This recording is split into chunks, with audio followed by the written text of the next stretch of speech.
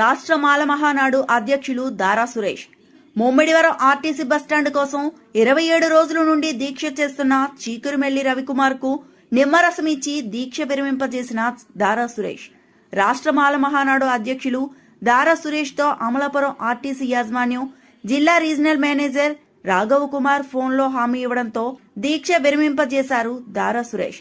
ఎట్టి పరిస్థితుల్లో ఆర్టీసీ బస్టాండులోనికి బస్సులు వెళ్లకపోతే మళ్లీ రాష్ట్ర వ్యాప్తంగా ఆందోళన చేపడతాము.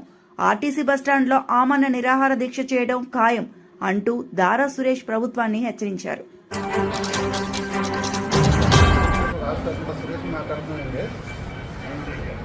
ఈ ఫోన్లో మాట్లాడుతూ మాకు హామీ ఇచ్చారు. అక్కడ ఏవైతే పాడైపోయిన సామాన్లు ఉన్నాయో అవన్నీ కొత్తగా ఏర్పాటు చేసి మీరు పునరుద్ధరణ చేస్తారని మాకు మాట ఇచ్చారు. సార్ మనకి ఎప్పుడు ఇది ఈ నెల ఎన్ని రోజుల్లో అవుతుంది సార్? ఇది వీళ్ళు తొందరగా చేద్దాం చూస్తున్నామండి. అంటే అవకాశం ఉన్నంత మేర ఎంత తొందరగా వీళ్ళంటే అంత తొందరగా నెలలోపు కంప్లీట్ చేద్దామని మేము ప్రయత్నం చేస్తామండి. సార్ మేము మీకు ఒక విన్నపం చేస్తున్నాం సార్. చెప్పండి. ఇది మళ్ళీ మీరు ఇచ్చిన మాట తప్పుకున్నారు. దీన్ని ఇచ్చిన మాట మీరు తప్పిన సో మళ్ళీ మేము అమర నిరదీక్ష కూర్చోవడానికి మా ప్రాణ త్యాగాలకైనా ఈ ప్రజల కోసం మేము ప్రాణ త్యాగానికైనా సిద్ధపడి ఉంటాం.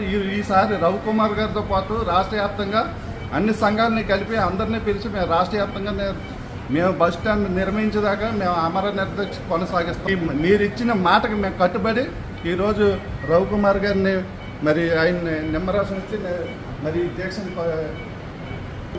ఈ మాటకు మీరు కట్టుబడి ఉండాలని నేను నమ్ముతూ కోనసీమ జిల్లాలో ముమ్మిడివరం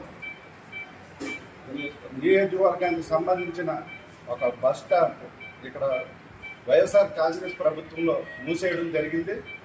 మరి అప్పుడు ప్రభుత్వంలో ఇక్కడ ఉన్నట్టు స్థానిక ఎమ్మెల్యే కానీ మరి జగన్మోహన్ రెడ్డి గారి పరిపాలనలో కూడా చూస్తే అది ఆ కాంప్లెక్స్ తెరవకుండా మూసేయడం జరిగింది. చాలామందికి ప్రజలకి రాకపోవడానికి ఇబ్బందులు కలుగుతూ ఉన్నది.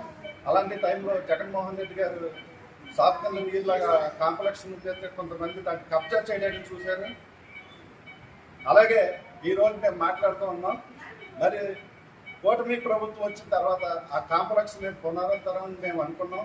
కానీ గడిచిన 13 నెలలు జరుగుతుంది. ఈ కూటమి పార్టీ కూడా మరి నీరు కాచినట్టు మరి ఆ కాంప్లెక్స్ కూడా అలాగే వదిలేశారు. దాన్ని కొంతమంది దాన్ని కబ్జా చేయడానికి చూస్తున్నారు.